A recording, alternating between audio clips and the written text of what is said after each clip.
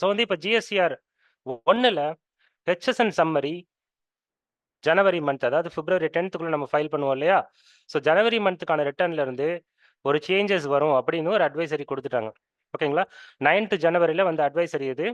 அதில் என்ன சொல்லியிருக்காங்கன்னா, உங்களுக்கு டேபிள் நம்பர் 12ல் B2Bக்கு தனியாக B2Cக்கு தனியாக நீங்கள் ஹெச்எஸ்என் டிக்ளேர் பண்ணுற மாதிரி இருக்கும் அப்படிங்கிற மாதிரி அட்வைசரி கொடுத்துருக்காங்க. இது சம்மந்தப்பட்ட டீட்டெயில்டு அட்வைசரி வந்து பின்னாடி இஷ்யூ பண்ணுவோம் அப்படிங்கிறது சொல்லியிருக்காங்க. ஓகேங்களா? ஸோ இதுக்கு முன்னாடி ஹெச்எஸ்என் வந்து எப்படி இம்ப்ளிமெண்ட் பண்ணாங்க அப்படிங்கிறத பார்த்தீங்கன்னா,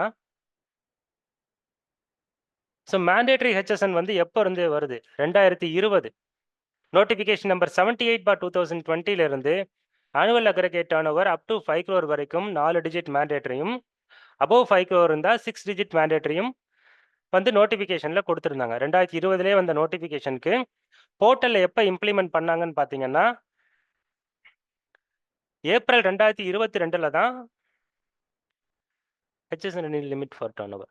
ஹெச்எஸ்என் இஷ்யூ பண்ணுறதுக்கு எந்த டர்ன் ஓவர் லிமிட்டும் கிடையாது. உங்களோட டர்ன் ஓவர் வெறும் 1 லட்சமாக இருந்தாலும் 10,000 இருந்தாலும் நீங்கள் 4 டிஜிட் ஹெச்எஸ்என் வந்து மேண்டேட்டரியாக கொடுக்கணும், B2B இன்வாய்ஸாக இருந்தால். இதுதான் நோட்டிஃபிகேஷன் நம்பர் 78/2020 சொல்லுது. ஸ்ரீராம் சார் ஓகேயா? அபவ் 5 crore இருந்தால் B2B இருந்தாலும் B2C இருந்தாலும் 6 டிஜிட் வந்து மேண்டேட்டரி. ஓகேங்களா? ஸோ இந்த டிஜிட் கொடுக்கலன்னா ஜிஎஸ்டி போர்ட்டலே உங்களை வந்து ஃபைல் பண்ண அலோவ் பண்ணாது, GSTR 1. ஸோ 2020 இந்த நோட்டிஃபிகேஷன் வந்திருந்தாலும் ஜிஎஸ்டி போர்ட்டலில் ஏப்ரல் 2022 கிட்டத்தட்ட 1.5 வருஷத்துக்கு அப்புறம் தான் இந்த ஆப்ஷனை எனேபிள் பண்ணாங்க. ஹெச்எஸ்என் வந்து கொடுத்தால்தான் ஃபைல் பண்ண முடியும் அப்படிங்கிற மாதிரி. ஓகேங்களா? அதுக்கப்புறம் ஆகஸ்ட் 2022 வந்து ஏப்ரல் 2022 வந்து ஃபர்ஸ்ட் 2 டிஜிட் கொடுத்தாலே உள்ள போய்கிட்டு இருந்தது. ஓகேங்களா? ஆனால் ஆகஸ்ட் 2022 5 கோடிக்கு மேலே இருக்கிறவங்க 6 டிஜிட் அப்படிங்கிற கான்செப்ட் கொண்டு வந்தாங்க. உங்களுக்கு இந்த ஃபேஸ் 1 பார்ட் 1 பார்ட் 2 பிரிச்சிருக்காங்க. ஸோ பார்ட் 1 எப்படின்னா மேனுவல் என்ட்ரி நம்ம போட்டுக்கலாம். 5 கோடிக்கு கீழே இருந்தால் 2 டிஜிட் கொடுத்தாலே அலோவ் ஆகிட்டு இருந்தது. 5 கோடிக்கு மேலே இருந்தால் 4 டிஜிட் இருந்தது. இது வந்து 1 ஏப்ரல் 2022 இருந்து ஆகஸ்ட் 2022 இருந்து அதை 4 டிஜிட் 6 டிஜிட் மாற்றிட்டாங்க. நோட்டிஃபிகேஷனை 2020 வந்த நோட்டிஃபிகேஷனை லைவுக்கு கொண்டு வரதுக்காக 5 கோடி கீழே இருக்கிறவங்க 4 டிஜிட்டும், 5 கோடிக்கு மேலே இருக்கிறவங்க 6 டிஜிட்டும் அப்படிங்கிறது கொண்டு வந்துட்டாங்க. இது வந்து ஃபேஸ் 1. மொத்தம் வந்து 4 ஃபேஸாக இதை வந்து இம்ப்ளிமெண்ட் பண்ணுறதா சொல்லியிருந்தாங்க. ஸோ ஃபர்ஸ்ட் ஃபேஸ் வந்து 2022 இம்ப்ளிமெண்ட் ஆச்சு. ஓகேங்களா? ஸோ அப்போ வந்து நம்ம மேனுவலாக என்ட்ரி பண்ணிக்கலாம். டெஸ்கிரிப்ஷனை, அதாவது ஹெச்எஸ்என்கான டெஸ்கிரிப்ஷனை நம்மளுமே மேனுவலாக மாற்றிக்கலாம். ஓகேங்களா? அப்படி தான் இருந்தது. ஈவன் ஹெச்எஸ்என் தப்பாக இருந்தாலும் எரர் மட்டும் காமிக்கும், நம்ம வந்து ஃபைல் பண்ண அலோவ் பண்ணிக்கும். ஓகேங்களா? அப்படி தான் இருந்தது 2022. அதுக்கப்புறம் வந்து நவம்பர் 2022 அதே வருஷமே ஃபேஸ் 2 வந்து இம்ப்ளிமெண்ட் பண்ணிட்டாங்க. ஸோ ஃபேஸ் 2ல என்னன்னா, உங்களுக்கு வந்து மினிமம் 4 டிஜிட் போடலைன்னா உங்களால் ரிட்டர்னே ஃபைல் பண்ண முடியாது. ஓகேங்களா? B2Bக்கு. B2Cக்கு ஆப்ஷனல். மேனுவல் என்ட்ரி அப்பவும் அலோவ் பண்ணாங்க. இப்போ வரைக்கும் நமக்கு லைவ்ல இதுதான் இருக்கு. ஓகேங்களா? எல்லாருக்குமே GSTR 1 ஃபைல் பண்ற எல்லாருக்குமே தெரியும். இன்னமும் சிலர் GSTR 1 வந்து ஹெச்எஸ்என் போடாம ஃபைல் பண்ணிட்டு இருக்கிறவங்களும் இருக்காங்க. ஓகேங்களா?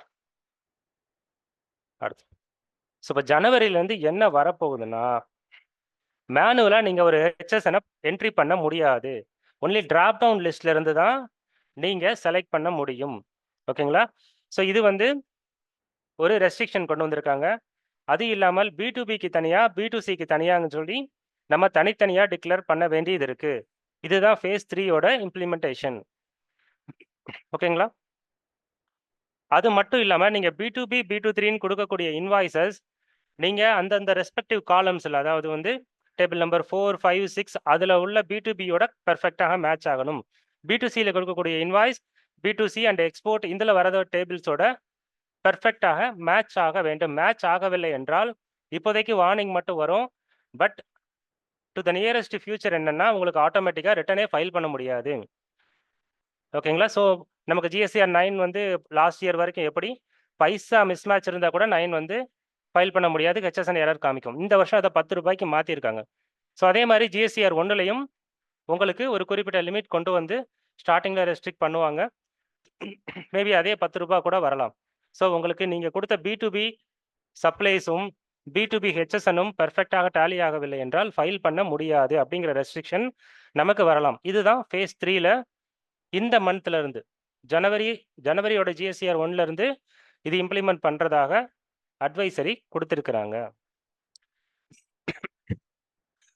ஸோ இந்த இம்ப்ளிமெண்டேஷன்ல சொல்லியிருக்க பாயிண்ட்ஸை வந்து ஒரு சம்மரியா எடுத்திருக்கேன். ஃபர்ஸ்ட் வந்து மேனுவல் என்ட்ரி ஆஃப் ஹெச்எஸ்என் வந்து அலௌடு கிடையாது. சரிங்களா?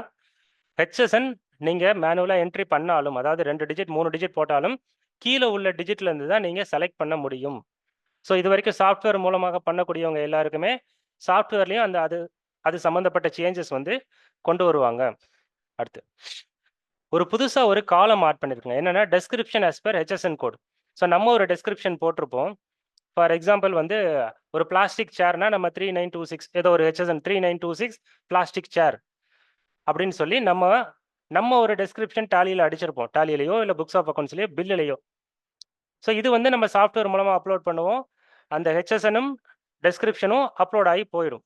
இது இல்லாமல் அடிஷ்னலாக ஒரு ஹெச்எஸ்என் காலம் வந்து டெஸ்கிரிப்ஷன் காலம் வந்து ஆட்டோ பாப்புலேட் ஆகும். நீங்கள் ஹெச்எஸ்எனை சூஸ் பண்ணாலே அதுக்கு நோட்டிஃபிகேஷனில் இல்லை நமக்கு வந்து ஹெச்எஸ்என் லிஸ்ட்டில் வந்து என்ன நோட்டிஃபைடு டெஸ்கிரிப்ஷனோ அந்த டெஸ்கிரிப்ஷன் ஆட்டோ பாப்புலேட் ஆகி உட்காரும்.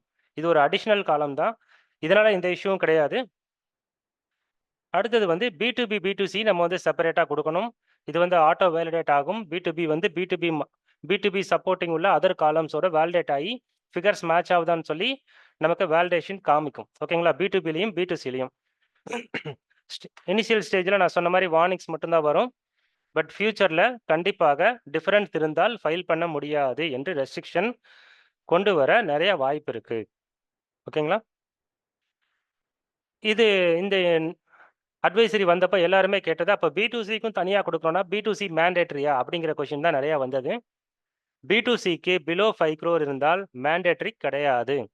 ஆனால் அட்வைசபிள் என்னன்னா B2Cக்கும் சேர்த்து நீங்கள் டிக்ளேர் பண்ணீங்கன்னா தான் 9 பண்ணும்போது உங்களுக்கு வந்து ஈஸியாக இருக்கும்.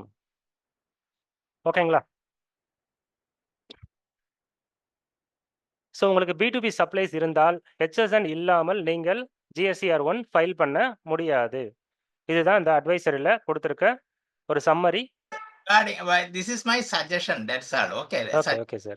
That is very, very danger case in such a way that if we do HSN wise in B2B and B2C, that is from the next month, what we have to do is we have to separate in such a way that B2B and B2C is to be separated. Okay.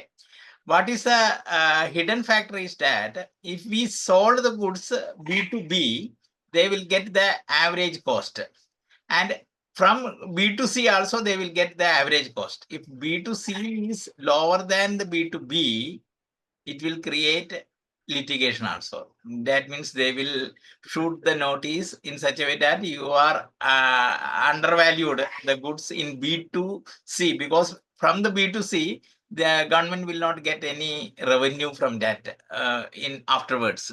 So that what I am saying is, this is very careful. A accountant or a practitioner should be very careful not to make it a simple or silly things. That is what I am saying. Yes, I understand, sir. Because most of the adjustment is in B2C only. Exactly. Yes, that's why. And another, this is the phase 3 only. In phase 4, I think it will be the HSN should be declared in every B2B invoices. Yes.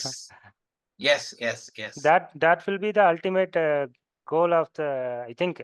And in such a way that what will happen in the end is, everyone's stock will be in the hands of the officers. The government will get the stock of the goods. Yes. What is the quantity? What is our purchase? What is our sales? Everything they will track.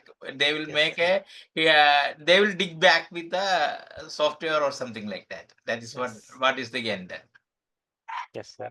Okay, so the sir என்ன சொல்றேன்னா phase 3 தான் இப்போ வந்து ஆயிருக்கு. அதுலயும் வந்து B2C நீங்க கொடுத்தீங்கன்னா B2Bல உள்ள உங்களோட அதாவது குவான்டிட்டி வைஸ் ப்ரைஸும் மார்ஜினும் B2Cல உள்ளதையும் ஈஸியாக ட்ராக் பண்ண முடியும்.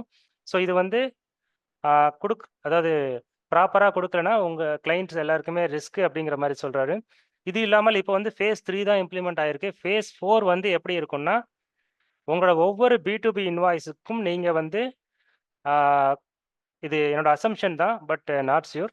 ஸோ ஒவ்வொரு B2B இன்வாய்ஸஸ்க்கும் நீங்க குவான்டிட்டியும், இதையும் குடுக்க வேண்டியது வரும்.